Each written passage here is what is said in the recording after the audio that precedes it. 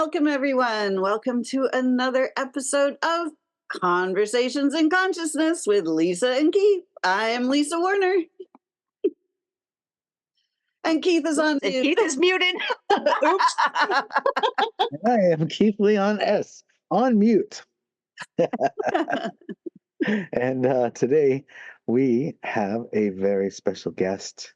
Her name is Amy Tadisco. And let me tell you a little bit about her. The stuff for you to know is that from a small town activist to a nationally recognized leader in detoxifying homes and lifestyles for the past 30 years, Amy Tadisco is a catalyst for positive change. She's a green living expert and mentor. She's a life reinvention coach. She's a retreat leader, a speaker, and an author. And she lives on her organic farm in Vermont with her partner, Dave. Also happens to be a very dear friend of mine. And if you've read my book, Walking with My Angels, Amy is the one who I was walking with when I finally was told that it was time to write the book. And it's because of Amy. She said, "When are you going to write that book?" And I said, "Yeah, when am I?" And then she was like, "What?" And I said, "Oh, sorry, that was for them, not you." And then we kept walking, and then I heard, "It's time." And I was like, "It's time?" And she's like, "Time for what?" And I'm like, "Just a second.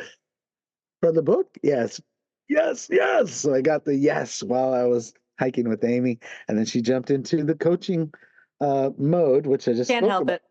Right? And said, "So when are you going to start that book?" And I was like, "As soon as I get home." So I went home, did the roadmap, and the rest is history. So yes, she's that Amy. And Dave and her significant other, awesome mate, Davey, is Yeah. is an organic farmer and a dear friend. And it's because of them and their work that Mara and I were able to be so incredibly healthy in the body while we were living in Waitsfield, Vermont for 5.5 years. And I lived on those carrots, boy. I was going to say those sweet carrots. I always think of you guys whenever I'm putting them in bags. I ate so many carrots that I literally at one point, Dave was like, "You have to stop eating the carrots. You're turning into an Oompa Loompa. Turning orange. You're Yeah. turning orange." Right. Like, no. And then I'll switch to more kale, please. Right. Exactly. A little balance with kale. Yeah, yeah. And so I'm so grateful that you're here with us today. Well, And thank you for inviting me. Fun yeah, to chat with you guys. yeah. So when you say green living, go ahead and share with everybody, like, what does that Yeah. mean? That's a great question because it's not like there's a universal, easy to understand answer. And so green living for me goes beyond, carbon neutral and energy efficiency and all that good stuff. Those things are important. For me, green living is really about the food choices and the household products and the home environment you're creating and, limiting your toxins as much as you possibly can. And I know that this is near and dear to you guys, but the whole idea of holistic lifestyle strategies to actually prevent illness. And even, if you're dealing with some kind of disease, to use those tools to help you get rid of them and, essentially avoid as much of Western medicine and that pharmaceutical hamster wheel that so many people are on. So that's kind of where I've been focusing. It really started there for me. And, I've dabbled in the other areas. But that's where I feel like we have the most ability to make choices and change things for ourselves. The impact of what we buy every day is very powerful. Mm. Yeah, I miss being there because I got so spoiled with there actually being prana and chi Yeah. in my vegetables and being able to like eat kale and literally get a body rush because of all the So goodness. that's such a good point, Keith, because, I noticed the difference because I live on this organic farm and we grow this incredible food. I don't get to eat it in the wintertime because, Vermont is cold. So I noticed the difference when I buy food from the store, whether it's, even though it's certified organic, it doesn't have that life force energy. And so one of the things that's really fun is when I take people for tours on the farm, they get to pick things right off the vine and taste them. And I've had people say, "Oh, I really don't like kale." And I said, "Okay, well, why don't you just take this little piece off here and see what you think of it?" And so they'll taste it like, "Wow, okay. It's not what I thought." And even better still, when the folks stay for lunch, I do a special massaged kale dish, which is really raw kale, but you massage it with olive oil, lemon juice, and salt. And so it actually starts to break it down as though it were beginning to be cooked. So it's not quite as bitter as it would be off the plant. And then I make this special peanut butter tamari maple sauce, and people go nuts for it. And they're just like, "Oh my gosh, this is really good. I think maybe I do like kale." I have got a lot of people on the kale wagon over the Totally, years. especially with that recipe. And I've got so many people on the kale train over the years. And I remember Brussels sprouts. I remember my whole life, I was like, I hate Brussels sprouts. Yeah. And there was the very last of the year farmers market where Dave had the Brussels sprouts on the branch, and Ooh, aren't they cool that way? there was very few left. And he was like, you better get one of the Brussels sprouts before it's gone, right? And I was just Yeah. like, yeah. And I made the face, and he's like, "Oh, no, no, no, no." He's go, "Here, I'm gonna give you this." So he Aw. gave me one of the last, and he said, "Go home," and told me exactly how to cook, what to do, and he said, Wow. "And then try it, and then see if you ever make the face again." And so, so yeah, I took the Brussels sprouts home, and Mara cooked them just the way that he said, and I was Yeah, just like, "Oh my God, these are so good!" Because it was a taste that nothing else tastes like that. Nothing tastes like Brussels exactly. sprouts.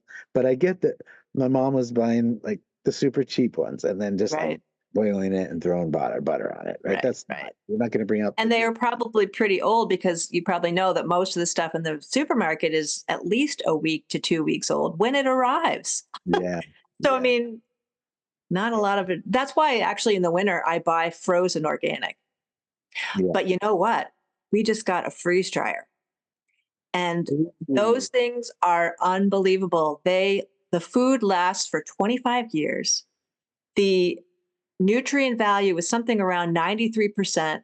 And that's the highest of any kind of processing that you could do for food. So I am psyched because we're going to sell some of it at the farm stand, but I want to make different meals, organic lasagna, soup, stews, and freeze dry them so that you just add water, reconstitute it, and you're good to go. wow. So that's pretty exciting. Mm. That's awesome. Yeah, I remember. I remember when I discovered that asparagus was my favorite vegetable because I Really? grew up with canned asparagus. I thought Ooh, I thought asparagus was like just this like limp, like nasty. ew, it was just gross. Yes. Slimy. Absolutely agree. Any kind of canned vegetable goes for me. Yeah, that first time I had real asparagus, I was like, wait, what? Yeah, It's totally different awesome. animal. When I was a kid, my mom actually got me to like canned spinach. And Oh, no so kidding. by the time I tried not canned spinach, I was like, oh my God, because I already like the, Wow. I don't even think I've tried canned spinach. it's really gritty and kind of Ugh. tastes like dirt almost. Oh gosh. And you got to liking it. But she told me the story Oh, about Popeye, Popeye. right? Popeye. Like, eat me spinach. And I would watch those cartoons, and I was just like, I want to be strong like Popeye. So I was like, Yeah. that's how she got me to eat my vegetables. Pretty smart. Wow. Uh, That's amazing. yeah, by the time I tried like real spinach, like or fresh and organic, I was just like, oh my God, Ooh. Keith, did delicious. you ever try the frost enhanced spinach? No. Oh, so on rare occasions, I don't know why he doesn't grow it more often. I'm going to grow it in our own little home garden. Yeah. But spinach after the frost is like unbelievably sweet and delicious because what happens with greens when there's a frost, they're still rooted to the ground. There's like this antifreeze type of reaction that happens with the plant to keep it alive. Yeah. But that creates this incredibly more nutrient dense and sweeter tasting green. It is just spectacular. I actually prefer that. I don't love, I mean, I like spinach, but I prefer it cooked. But frost enhanced is far and beyond the best. Wow. Who knew? I know. Sounds This is like good. becoming a cooking show now. Yeah. Wow. So then do you have to just harvest it like immediately, like before No, it actually, you thaws? don't, because as long as it's still rooted to the ground, it can freeze and defrost and it doesn't destroy the leaf like you would Huh? imagine it would. Like it would if it was in your refrigerator, right? If the refrigerator got too cold, the cut leaf will definitely become destroyed. But as long as it's still rooted in the earth, if it goes beyond, I don't know what temperature, probably something 20 something, Mm. it probably doesn't do well, but you can get some of those light frosts and defrosts, and then it's still good. Wow. Yeah.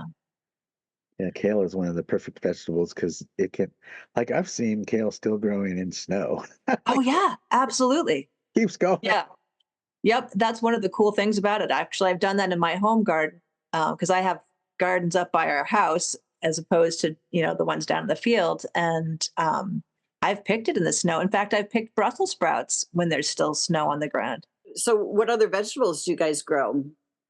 Oh gosh, potatoes, onions, carrots, all kinds of greens, broccoli, tomatoes, tons of tomatoes, green beans. His favorite are those thin haricot vert, the French ones. Those are the best, I think. Hmm. Um, Squashes, all kinds of winter squash, as well as zucchini, yellow squash. Uh, let's see, what am I forgetting, Keith? Everything. Peas, Tomatoes. corn, Yeah. huge on corn. Yeah. Yeah, he's definitely known around for his corn and his tomatoes. A lot of people come in, especially we get a ton of tourists in this town, and particularly at our farm stand. And people that are staying locally will buy some produce and take it back and cook it, and then they come back and they're like, "Oh, those are the best tomatoes I've ever had." And it's true. He grows different varieties so that it's not all one, but a lot of them are heirloom, which are those old fashioned kinds. And but he also has some of the newer varieties, which have great taste and really good sweetness to them too. Yeah. And he's like the first person to get the tomatoes ripe because he plants them in the heated greenhouse. Like they're already in this, they've just been planted in the soil in the one heated greenhouse. Mm. So they'll be arriving before anybody else has them. That's surprising. Non-genetically modified. Huh. Ah, yes, imagine that. Right? Oh my God. Right? In the state of the food system that's going on today, boy, Yeah. it's kind of unique to find not genetic. And now they're calling it bioengineered, right? It doesn't even say GMO anymore. Yeah. You Bio. look on, go to the supermarket, look on the cans of Campbell's soup, for example, or anything really. You'll see a little asterisk and it says at the bottom, bioengineered ingredient. Yeah. Right? Wow. Yummy. Yeah. Mm. Yeah. Oh, and there's a new thing that I actually didn't realize until in the last year. So you've heard of glyphosate, probably, like Yeah. Roundup is one of the most overused products. And so not only did they use Roundup on GMO corn, for example, but they're actually using glyphosate on crops like wheat and other grains right before they harvest them because it dries them out faster. So that means there's even more glyphosate residue on that food. So there was a recent study done, and they found some of the most popular oat products had high levels of glyphosate and other stuff. Mm. So one of the things I always tell people to do, especially when they're first starting out, is to get I have this in one of my free ebooks. Actually, I have a free ebook that anybody that's listening is welcome to grab on my website. But the clean canteen, the clean 15 and the dirty dozen list, I created a little thing of both of those. So what that means is you don't want to buy any of the conventional stuff that's on the dirty dozen because those are the ones that have the most amount of pesticides. And then the clean 15 are much safer. So for example, avocado, you don't really need to spend the extra money for the organic avocado because the skins are so hard that they don't really, the pesticides don't really penetrate through them that much. So if you're trying to save money, look at what the clean 15 is. Like pineapple, I've seen even, the big brands like Dole, they now have this thing that says sustainable, sustainably raised, sustainably grown or something. Pineapples are another one like avocado that isn't so worrisome as far as the pesticides. But then avoid all the stuff that's cut, like the cut fruit and the cut veggies and all that stuff, because apparently they've tested at high levels of residues, and they don't have much nutrients left anyway, because once you cut something, they already start to, decline in their nutrient value. So it may seem like it's a way to save time, but you're just kind of throwing away your money at that point and getting toxic ingredients in them. Wow. It's really quite mind-boggling what has happened, what we as humanity have allowed to happen, Yes, you know? absolutely. And it's troubling because I think what I've noticed is that people kind of throw up their hands and say, "Oh, well, everything causes cancer. Why should I pay attention? Why, we're all going to die anyway." Or, my grandfather lived to X age and he's fine. But if you can make better choices for yourself and actually improve your health and vitality, why wouldn't you want to do that?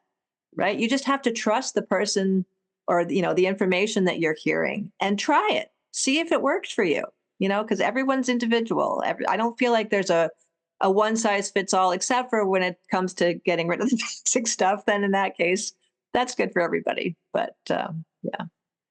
Yeah, like I think about when flour when I was young, right? There was a friend of our family, and Lord knows, friend of the family are the people who raised me. Mm. One of my moms, Yeah. who actually was out of the bed and doing things, would Oh. would bake bread and make bread from scratch, Ooh, and there was nice. nothing like that, and it felt like, and I think it was more than just because I thought it, but there was Mm. something about that bread that was actually nourishing, right? And then Yes. over the years, then it was like all this gluten free and people having, reactions to the chemicals, Yes. but blaming it on gluten. And it's like you can right now you can go to Italy, and if you're have a gluten story here, and Yes. you eat it there, you Yes. can be fine because they're still I've doing heard that it's still like it countless was. times. Yeah, it's still like it was Yeah, back then. They don't believe in exactly. actually poisoning everybody in their country. Which Right. So there's a company, I forget the name of the company, but the wheat is called einkorn, that is actually the old fashioned wheat that is, unadulterated, really good quality. And the woman that started this company, I think it's Jovial Foods, that produces this einkorn wheat. She did it because her daughter is gluten sensitive or gluten intolerant, I think. And she was looking for some way to find out how she could give her bread and pastas. And so she discovered this whole einkorn thing. And I think it must be similar to what you can get in Europe, because I keep hearing people say, "Yeah, I went to Europe and I could eat all the pasta and bread I wanted, but I came home and made me sicker than a dog." yeah. How do you spell Yeah. that? In corn. Einkorn. Okay. And you can actually get that flour at at a health food store. Yep. Wow. Cool. Yep. Yep. So make your own bread with it. Interesting. Yeah. Ah, wow. So you do, in addition to the gardening and the food stuff, you Yes. do cleaning products and household things as Oh, well. yes, exactly. Yep, definitely. And the more that people can make, things themselves, or just you, I mean, I really just use Castile soap, Bon Ami powder, some essential oils, maybe some vinegar and water. I make a little spray bottle with vinegar and water and a dash of dish soap. And that you can use as a multi-purpose spray cleaner. But I mean, the idea that we need all these, different products to clean the toilet and clean the sink and do our dishes is ridiculous. There's very few things that you really need to clean your home, and the less is more philosophy. I think. The less ingredients you're using, the better off you're going to be. But I mean, it even extends to beyond that. It's like, okay, what are you using for your laundry detergent? Because whatever that is, it's on your clothes and it's on your bed sheets. Yeah. So it's with you 24/7. And, even some of the natural ones, like I got a really good brand as far as ingredients, but the smell of it is too strong for me. And so the next time I order it, I'm going to get the free and clear one, or the Yeah. unscented one, actually, because sometimes free and clear means that they've actually used a different chemical to mask the scent. So Mm. you have to be careful with being Yeah. clear. Yeah, Yeah. unscented doesn't smell as good oftentimes, but it's going to be a little bit purer. Wow. But then you can throw in your own essential oils. It's like the more and more research that Mara does, the more she learns, the more she'll come back and be like, "I'm sorry," because like when we met, it was like I'd do a dish and it would be like, "Did you use soap?" Right? "Did you use soap?" And back then it was kind of regular soap, but then Right. it went to a different kind of soap, and then it went to like uh baking soda, and Hmm. then it went to, and now it's like there's none of that's there anymore. It's like hot water's fine, right? And She's make like, sure the water is good quality, right? That's yeah, the next level. It's yeah, like, okay, what's in your water? Actually, for people that are interested in that, if you aren't on your own well system, if you go to the EWG.org website, which stands for Environmental Working Group, there is a water database, and you go into that page and you put your zip code in, and it tells you what's in your if you have municipal water supply, it'll tell you what chemicals of concern are in there. And there's two different levels. There's what the EPA says is safe, and then there's what people like Environmental Working Group and others will say is safe, and they're often very different. But that way you can find out what's in your water, and then you can figure out what you want to use to clean it. So I don't need to use a filter anymore, but when I did, I loved this little mom and pop company. They're called I think they're changing their name actually. Lakota Scientific, and I can give a link to you guys if you want to put it in the show notes if people are interested. But it's a great company that takes out a lot of stuff out of the water, and it's reasonably priced also. Wow, I'm super lucky because I live near a spring, so Ooh, that is lucky. I can get water straight out of the ground. Yeah. It's interesting. Just down the road from us, Keith, did you ever discover this when you were here I think it's on North Fayston Road? There's a spring that's free to anybody that somebody created the cement, uh, I don't know what you would call it, structure where the little, faucet yeah. is. And Okay. you can go and get that water whenever you want. And it's actually really tasty. Yeah, that's like a ritual we do. Oh, you did? Oh. Lisa has a one of those kind of, Oh, you mean when you're yeah, in, yeah. yeah, The I spring knew of that down your one as area? well. from my house, we have our Oh, nice. ritual that I go pick up Keith and we take all of our jugs down to the Oh, spring, that's so fill everything cool. We got a system. Nice. That's great. Yeah, it's really good. Straight out of the ground. Yeah, Mm, Gotta love it. right. Because you get all those good minerals and Mhm. yeah. exactly. And there's a life force energy to the water that way Right? too. Like water itself is supposed to be alive. Like Yes, it's a exactly. living thing until Correct. we pollute it with all this stuff and we kill it. That's right. People That's are right. drinking dead water and they have no idea. Yeah, one trend that really scares me that some people are doing is drinking distilled water. And I don't know why Mm, so-called experts are recommending that because distilled water means it has no minerals, right? So you Right. take it into your body and it's going to look for those minerals to connect with. And so it's going to pull it out of your bones and your organs. Like, Yeah. hey, you don't understand that. Have you guys played with Kangen water yet? Oh, mm-mm. Kangen? Uh, yeah, Kangen. I've Yeah. known people as we've traveled over the years. I've known people that had those machines Yeah. and filled up and was just like, you know.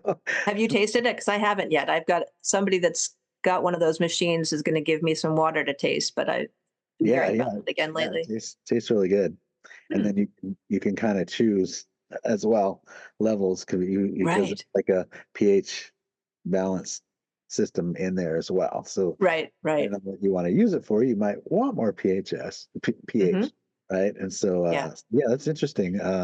One of them, it was fun. We visited them and we, in the RV, and so I just like poured out the Oh, water, that's had it in my cool. water bottles from the machine that I got, that's as close as you can get when you're driving across the US, right?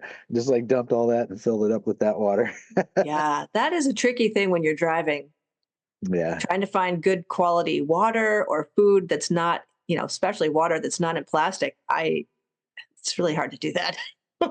Yeah, it's very true. Yeah. Yeah.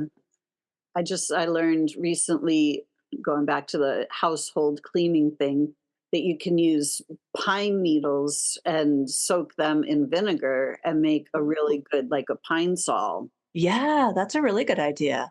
And actually, pine needle tea is a very healing tea. And I forget what Oh, it does for you, but yeah. Mhm. I remember that. Yeah, Also good detox thing. neat. Yeah. So I'm curious what got you guys inspired to, well, I guess you're going to tell me probably that it was Mara, Keith, but as far as like, how did you start to become aware of all of these issues around food and toxicity and household products and that sort of thing? Yeah, really. Mara, she researches everything, Yeah. you know. And the deeper she goes, sometimes she's really surprised at the actual truth as opposed to what what the marketing says Yeah. in Yeah. either camp. So true. That's the interesting Yeah. thing too. Is there's one of the things Amanda Vollmer talks about in the film was when we talked about supplements, and she was like, Oh, yeah. how many people have come? It's like one of my favorite parts. How many people have come to me with bags and bags of supplements? And I was like, garbage, garbage, red number 5, garbage. Yeah. Oh Oh my wait, gosh. this one I actually know the owners and know that they, it's whole food and blah blah blah. It's plant Exactly. Whole and food, organic. Yeah, yeah, that's really troubling. When I see people have sort of the mainstream brand vitamins on their counter, and I usually say to them, it's probably not going to do you a whole lot of good, and it probably has a bunch of junk in it. yeah. Um, They're like, "What? But I thought this was supposed to be healthy." If you keep an eye on it, that you'll see that one a day goes right through as soon as Exactly. you I soon mean, as you put it in. there are certain vitamins that are water soluble that even in the best quality will, you'll start to see your peas a little more yellow than usual. Yeah. But I think most of that junk is just junk. Yes. Yeah. it's Goes on. But that's actually been one of the biggest challenges, I'd say, as somebody who's been into this forever. Um, Even things that I thought were safe, then I have to become aware of, oh gosh, that corporate entity just bought that little company. Yeah. Huh, let me check the ingredients now. Did anything change? Is this still a decent product? So it feels like it's a constant um, education process, or being a detective. Things that I used to say, oh, yeah, that's a great brand. Now, not sure I want to use that one. I'm going to go with this one. That's still an independent brand. That's actually one of the things in one of my ebooks is I produced the whole list of all the still independent organic food companies oh, nice. because there's a lot of good ones still out there, but you don't necessarily hear about them. You kind of have to look for them. One of the things Dave taught Mara was, she started asking him about the stuff that's on it that you were talking about on the vegetables and Oh organic yeah, organic versus non-organic and right. crucifix and all the questions. And Dave was like, you're so sensitive that what I would suggest as you're traveling and you're not here is in any produce section to pick it up and say yes or no. Oh, Dave said this? Yeah, he's Oh my gosh. like because you're so clear that I think you'll know which one to go to. So I'm shocked that he even knew to say. That's awesome. I guess I've had more of an impact on him than I thought. yeah, and it was in the middle of a conversation of some of the some of the organic ways that they use the pesticides that they use on that they can say are more natural is like nicotine. That's but I Right, eat nicotine, but hey, right, it could work, right? right, And so right, you right. gotta really know what you're getting, Yeah, and then some of the things like you were saying, some that have a harder skin, so you don't right, even worry about it. So don't pay more for it there, but right. ultimately tune in. And so, yeah, you did definitely have an impact there. Oh, wow, that's awesome. Yeah. Yeah. And that really makes that piece of advice I think is good for everything. If we tune into ourselves and trust that intuition, because I know you guys know this, we're all spirits having a human experience. We on some level we know. And so if we can really trust that part of ourselves, we're going to be so much better off than if we're, listening to so-called experts tell us that, oh no, this is perfectly safe. This is, or even there's a bunch of farmers I remember early on in the farmers market when I used to go with Dave that would say, oh, well, we grow according to organic standards. I'm like, well, okay, so what does that mean? Because there's a new book that comes out every year and things change. And so, you know, it's not necessarily something that you can go by. I mean, the best thing is to grow it yourself if you can. And then the second next thing is to find somebody like Dave who you can trust and you can come see, come visit the farm and see what he's doing. Yeah. And then he has that added flavor of love. Hmm. The love that he Right. puts into it. It's palatable. It really is. Yeah, it's so sweet. And I remember somewhere, and I have not been able to find the statistic to back this up, but I remember somewhere we've always heard about whoever prepares your food, their energy obviously gets into the food, right? But Right. then I heard that whoever is growing it is actually even more important because they are touching it with their energy multiple times. And I wish I could find that piece of information because it makes so much sense, but I haven't been able to attribute it to anywhere. Mm. Yeah. Well, that's what was interesting about the farmers market is there are other people, right, that were Yes, also growing vegetables, and so there were yes. multiple places. But I would maintain that I could energetically feel the difference Oh, and that's so taste the cool. difference Yeah, between the farmers. And I yeah. remember asking Dave about that one time, asking about the corn specifically too. I Yeah. said, they're saying non-GMO, but I'm not really getting that, and he's like, Ooh. that one has a farm right next to somebody who's buying the GMO stuff. So there's a thing called wind. So Yeah. I'm Right, sure. because and the thing that's really key about that is if you're growing corn near a conventional corn grower, Yeah. if you have your corn at the same growth, level, when they spray it, then it's going to impact your corn. Yeah. It's not as bad apparently if your corn is ahead or behind and they spray it. I mean, still you're going to get some residue on it, but it's not going to impact the plant quite as much as if it's at the exact same growing pace, which I thought was interesting because we used to across the field from us, they used to grow GMO corn. I remember. And I remember they would be spraying and it would be windy. And I'd say to Dave, wait a minute, they're not allowed to do that on a windy day. I'm going inside right now. I don't want to get sprayed by this stuff. And luckily, we didn't have any corn in this field at the time. Right. But yeah, it's kind of wacky. I mean, that brings up that whole case of Percy Schmeiser, that poor Canadian farmer that first got sued by Monsanto. Do you remember that story? Mm-hmm. So he didn't grow GMO corn, but what supposedly happened was a corn truck went by and spread some of the GMO corn seed onto his land.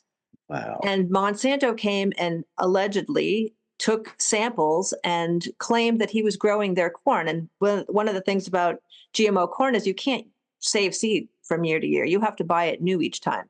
And Correct. so they were accusing him of stealing their seed and planting it. And it was just insane. And I think initially they won, but I feel like the decision might have been overturned finally over the years. I think he finally was able to win out. But I mean, how insane is that? We should be able to sue, the genetically modified Right. places for distributing their stuff. I mean, it's already loose in the environment. We can't recall it, but Mm. it just seems like even more of an assault if you're growing organic and somebody, drops some seeds into your land or some pollen blows over onto your plants and Yeah. obviously the pesticides, but I've noticed the last few years now when I'm driving by any cornfields too, they literally are posts with ads for that yes, genetically exactly. modified seed, and they'll be like the same, and then they'll be like a competitor across the street, and I'm like, Yeah. oh my God, now they're into that.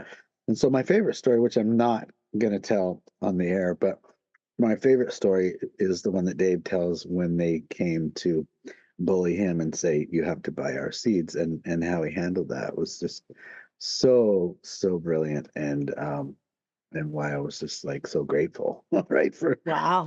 to be able to continue to eat food that I knew was genetically modified Right. after they left. But they literally came, saying they were requiring all the farmers to throw away their old seeds that they'd been saving and cultivating and for years and Right. years and all that, and they were like, you have to get rid of those and you have to use ours, or dot dot dot, fill in the blank, this will happen. Well, actually, that reminds me of this crazy story of a local high school, a private school in our area. And the science teacher was very pro GMO.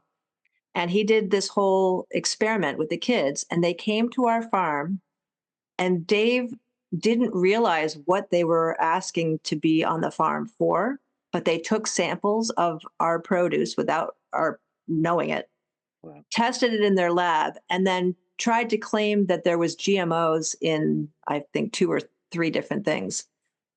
It was absolutely outlandish and totally false. And we called the school and complained. And finally, the guy, had to make an apology to us. And I said he has to do it publicly, because if anybody sees this study, so-called study, Yeah. they're going to think that we're lying about how we grow our food. And that is very damaging to a business that is all about authenticity and honesty.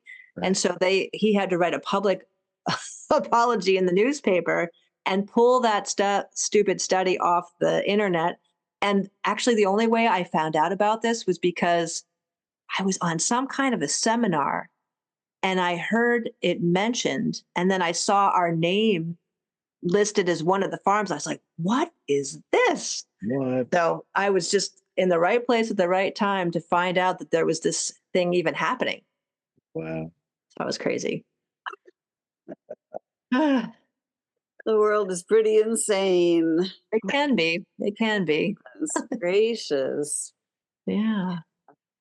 I just, I just remember, I don't remember how I ended up really getting on the organic bandwagon, but I just remember going to, buy food, or, like buy a frozen pizza or something. And, just looking at the label and going, I don't recognize any of these ingredients. Like, what Wow. is all of this stuff? Yeah. And then it's like, wait a second, something's weird here. Yeah. Interesting. Yeah, I mean, I was really lucky. I think, Keith, you know the story that, I grew up in New York City and my mom was really into nutrition. She was into, I don't know if anybody recognizes the name. I just lost the name of it. Adele Davis. That she was a popular nutritionist, I think, back in the 70s. And my mom wasn't really aware of organic yet, although her Aunt JoJo, my great Aunt JoJo, who lived in Morgantown, West Virginia, grew all of her own food as much as she could and was teaching my mom about this. And so my stepfather was a chef. So we had made from scratch food every day. And she knew enough to know that, soda was terrible, sugary cereals we didn't get. We really had no processed foods except for this one thing, Velveeta cheese. And I put cheese in quotes. I don't know why she thought that was okay, but anyway. So I got a really good start early on. And then when my first real job was when I was 16. I worked in a health food store in the Upper East Side. And that's where I started to discover, ooh, organic food? What's that? And then all the supplements and homeopathy. And so I tried different things that summer. I tried a fruit and vegetable fast. I did a macrobiotic diet. I ended up at one time working for a macrobiotic chef to help her prepare the meals and drop them off to people. And then fast forward to when I was pregnant with my daughter, Diana, that's when I discovered about all these toxic things in household products. And it was this little tiny paperback book called the Non-Toxic Baby. And I was reading about, shampoos and cleaning products and rugs and paints. And I thought, how is this possible? Why isn't anybody telling us this? And more importantly, why aren't they protecting us? Right? I mean, there's so little thought to not only what ingredients are in one product, but what happens when you combine all of these different things into a home, and the more airtight we are as far as insulation and all that, there's going to be more toxins building up in the environment. So in your house, in your own home. Exactly. I was recently reading a series of books called The Ringing Cedars of Russia, and it's about this woman who, it's a true story, and she was born and raised on the forest floor of the Russian taiga, and her whole life mission is, like, her consciousness is extremely pure, like Hmm. totally unadulterated consciousness, because no interaction with society. But Oh, she wow. has remote viewing. She has, she's fully connected to the entire universe, and her entire um, focus on life is to help the people that go to the dakas in the summer, the little summer houses where they have their own gardens. Oh, And she really says in this book that having your own garden and really learning how to, connect to the land, connect to the plants, is what will save the planet. that's a good message. And I agree with that. And the more the climate changes, the more challenging it becomes to grow. And certainly on a large scale. I think it's not quite as devastating, maybe, for smaller gardens. But I'll tell you, we've had crazy weather here in the last number of years, and two floods within 5 months in Vermont in the last year. That's unheard of. Right? Wow.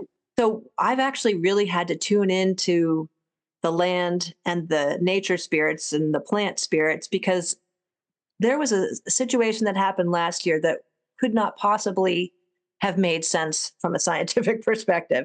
And what that is that so we have warmer temperatures sometimes in the spring, so things start to blossom. And so the strawberries were in blossom, and then we were headed into really cold. And there's only so many degrees that you can protect plants, with the row covers that we use. I think you can protect down to maybe 27 degrees, right? And we were going into the like 21-degree level. And Mm. we were both, Dave and I were in a panic. Like, oh my God, what are we going to do? We can't, there's not a whole lot we can do. So that's when I start to go to, okay, I'm going to talk to the nature spirits.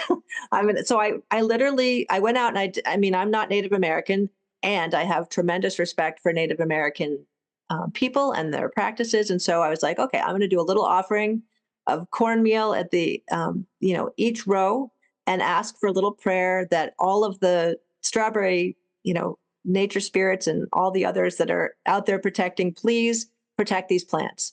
And Dave put some water in the soil through the drip irrigation, because wet is supposed to actually help things not freeze as much. And miraculously, they all survived.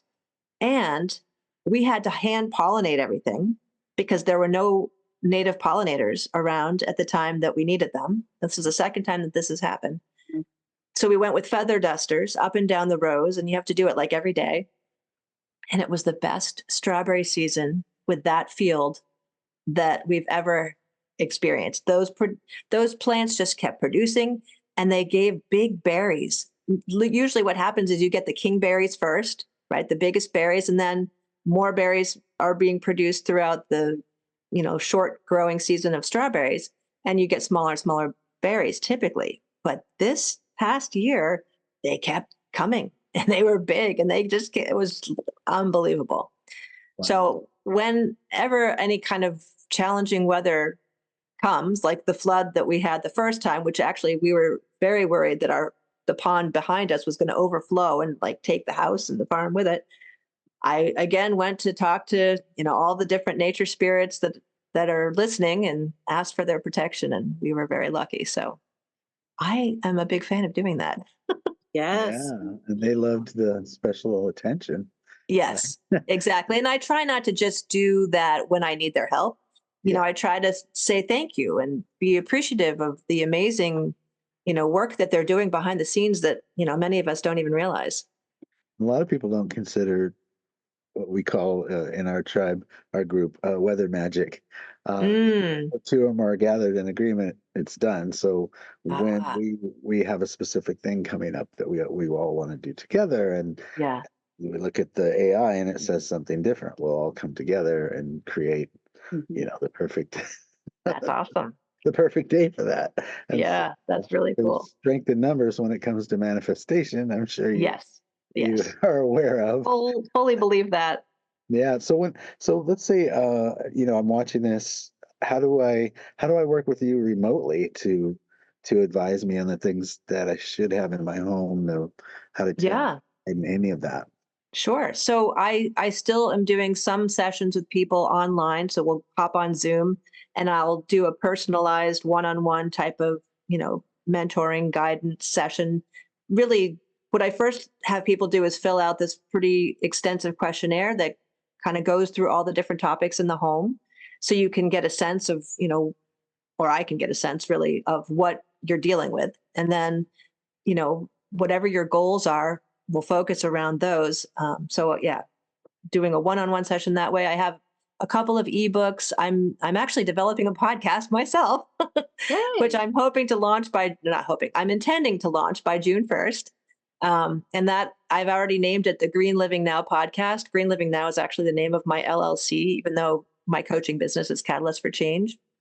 Yeah. Um, and I've already developed, I don't know, you saw it, I think online there on Facebook, I had 4 different images that a designer had created for my podcast logo. And it was like the most popular Facebook post I think I've had. People were so cool about weighing in on that. So, yeah, so the ebooks, I'm going to probably do some online workshops coming up soon.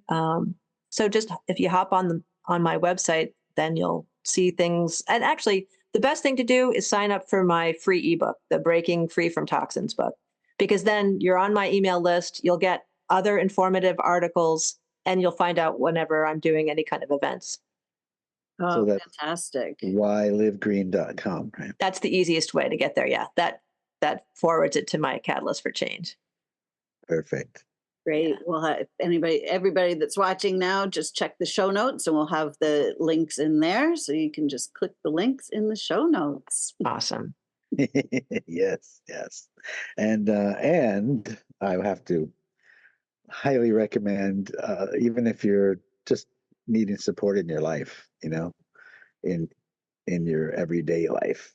Uh, this master is a really, really great coach, and Oh, thank helping you. pull out of you next steps, helping pull out of you underlying truths. All the stuff that a great coach can do. Amy Thank is you. Yes. And actually, just on that topic, I love the bigger the goal, the better. It's so much more fun. Like I typically work with people that are, in some sort of life transition, whether they're just newly divorced or empty nest or retired or whatever, something that tends to open them up to wanting to make big changes. So whether it's starting a business or moving to a new location, changing careers, attracting a soulmate, all of that stuff, I love to work with people because it's very satisfying to see people go from a dream to a reality, and that's one of my favorite things to work on. Yeah, and as like you always want your coach to have done what you want to do, right? Yes, So if you thank you. so if you think about Amy's, like she's in the middle of nowhere in Vermont. It's a sweet town, but it's a very small town. Yeah. You're going to drive an hour if you want to go to a Best Buy, right? It's Yep. there, right? And so out there doing well, making a living and making a difference, right? Right. In the middle of nowhere, Vermont. And it's like, Right. and if that's not a inspirational teacher to teach you, I don't know who is. Thank you. Well, and I feel like I've been an entrepreneur pretty much ever since I got out of college. I actually started a photography business right out of school. So I've been sort of a multiple entrepreneur. Yeah, it runs deep in the It veins. does. It does. It's just kind of who I am. Mm, Thank you for that, though. you're welcome. Yeah, I think of like where did I get the entrepreneurial gene? Because it's like my grandmother is one of the people that raised me, but she was work hard. She worked at Polish Oh, Market, worked her way to management, and then she made good, management money. But it was like yeah. work hard, work hard, and my mom was like, "Don't work at all, get welfare," and it was Oh, like, so where did the entrepreneurial bug even come from? But it yeah. really Where do you think? it was because I was a poor kid and I didn't have money. Then I was like, I need to make it myself. Nobody else is gonna make it Ah, for yeah. me, and I'm tired of asking grandma for it. So Oh, one wow. one Christmas, I remember I think I talk about this in the book. One Christmas I said, "Mom, I need $5. Give me $5. I'm gonna give it back to you." And back then there was a store called Pick and Save, and they had cards, boxes of Christmas cards, gorgeous Christmas cards for 99 cents a box. Oh, And then wow. the really, really nice ones were 1.99. And so I took the $5 and I bought five $1 boxes of cards. And I purposely put on my most tattered clothes. I put a little dirt on my face because my Oh mom my gosh. my mom had moved us to a rich neighborhood so that I could go to school at a better school and hopefully not be a gang member or drug addict and die by the time I was Yeah. 20. So, and I went and knocked on all the rich people's doors and said, which was the truth. I'm selling these Christmas cards because my family doesn't have money, and this Christmas I want to get my mom, my sister, and my grandmother a real gift, not from money Wow. that people gave me, but from money that I earned. Yeah. And these people who were well to do were just like, really? Wow. Oh, That's yeah. impressive. Right? Yes. How much is a box of cards? It's $7. Great. Here. One lady even said, here's 10 and keep the cards. Oh, Right? Aw. How Because old were you, Keith? I was probably 11. That's impressive. Well, no, we were in the area that we were in. I had to be 12. 12. Oh, Okay. okay. So I'm like 12 years old. And so then I took the money that I made from those cards, went straight back, bought more, But but then I was more. able to buy some of the 199 ones, which were really, really nice, epic, and I could charge more money for those. And Yeah. so I just kept turning these cards over. I gave mom her $5 back, and I had enough to buy my sister, my grandmother, and my mom 14 karat gold necklaces for Christmas Wow. with the That's money so that I made. beautiful. Going door to door, knocking doors in a rich neighborhood, telling the truth, That's amazing. right? Right, exactly. You weren't making up a story. Right, right. I mean, That I is incredible. added a little bit to the I mean, visual, adding the dirt maybe was a little over the top, but but hey, I was 12. right, exactly. I probably did get a Has some couple. acting skills mixed in there. Yeah, exactly. But it was just yeah, and so that's when I kind of got the bug. I was just like, Wow. wow, okay, so clearly I'm not going to be able to go to USC, which I want to go to Yeah. learn how to be a businessman.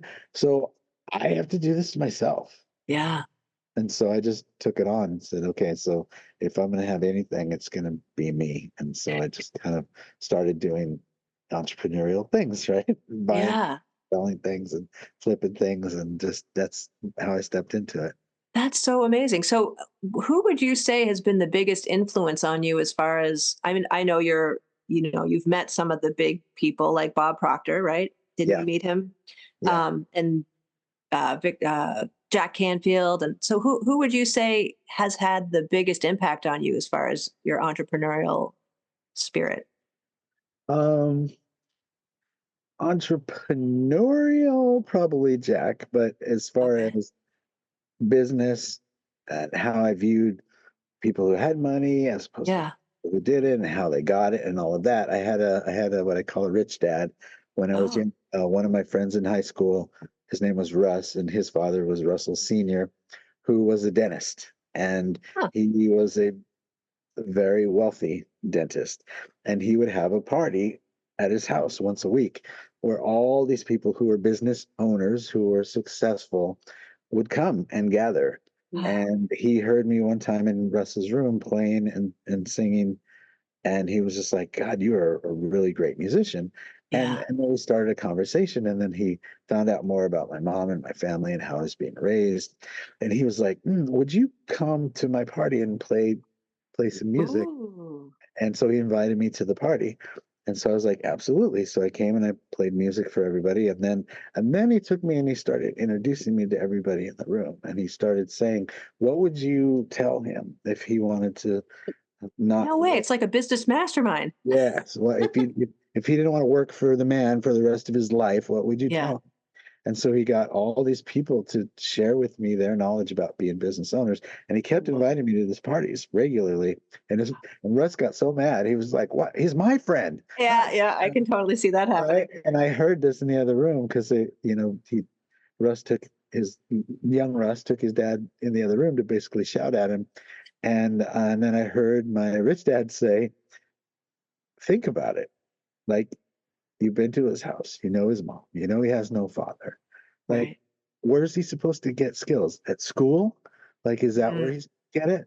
And he's nope. like, so no. He says, if I can give him this, I'm going to, and you're just Yeah. gonna have to deal with it. And Russ was just like, okay, all right. Oh, wow. Yeah, it was just the most beautiful That's thing. a pretty invaluable little training ground.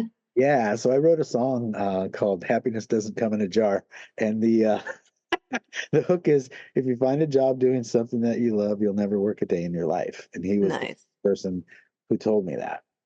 And if you find a job Oh, doing something that you love, you'll never work a day in your life. And nice. so that's a thing that people say, which means do something that you love. Exactly. Said, but a job, let it only be a job when you first start because you started the business and you have to work it. Yeah, Eventually, you want to work your way out of that because you don't exactly. want a job. You want a business. And there's a Right. big difference, young man. Totally. He got into teaching me that. So it was like, thank God for that guy.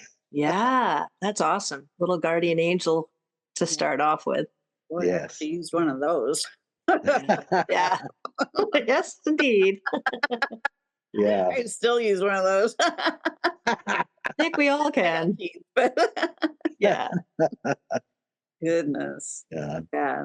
Working Wow. a job was never on, it was just, oh, Not on Well, me. that's what motivated me to start my own business out of college. I mean, I temped at the same time to, make enough money to live because I was living in Boston. But I just knew that I was not the kind of person that could work for other people for very long. Because one of the things I noticed was I would work harder than the owners and care more about the company. And I was like, this is ridiculous. What am I putting so much of my energy and expertise into this person who doesn't really even care that much?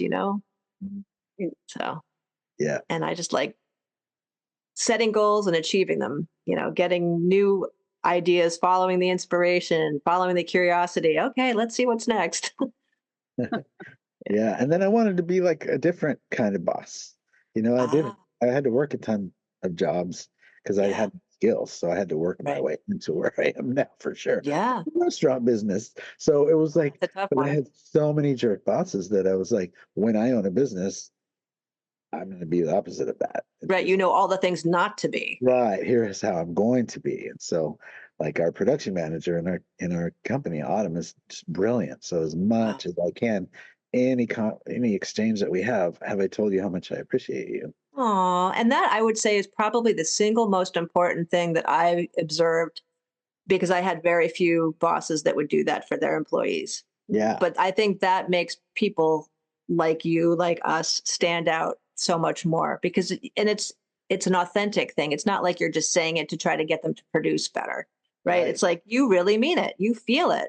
Oh my God, And yes. you know what it's like to be in their shoes. Yeah, because even in our business, I was doing everything that she does now, Yeah, plus being the sales guy and the face for the right. business. So it was just like, That's a lot. So you already knew what it yeah. took.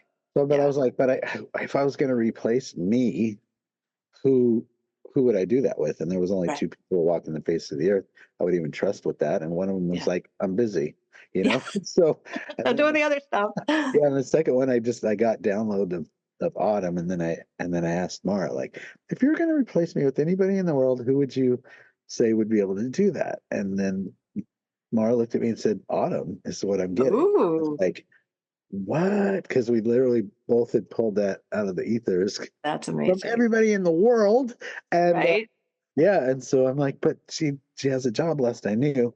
So right at that moment, I said, well, let me check, and I went to Facebook, and she had just put up a post that said, "I just left my soul-sucking corporate job. No way. Perfect. Walked Divine out, timing. burn that bridge the way I left." So, do you know anybody who's hiring? And I was just like, No way.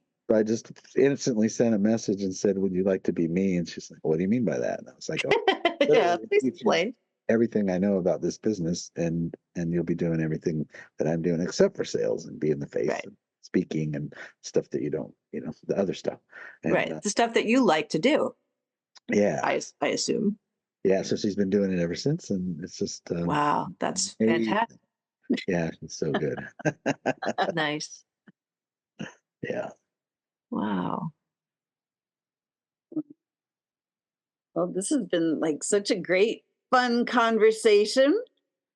Definitely. All kinds of interesting topics. Yes. Thank you so much, Amy. Oh, my pleasure. Thanks for inviting me. Yeah. Like I say, I hope this summer is the one that we finally get to meet in person. Yes, that would be lovely. We don't live that far apart. So Exactly. Yeah, we'll have to figure out something for sure. yes.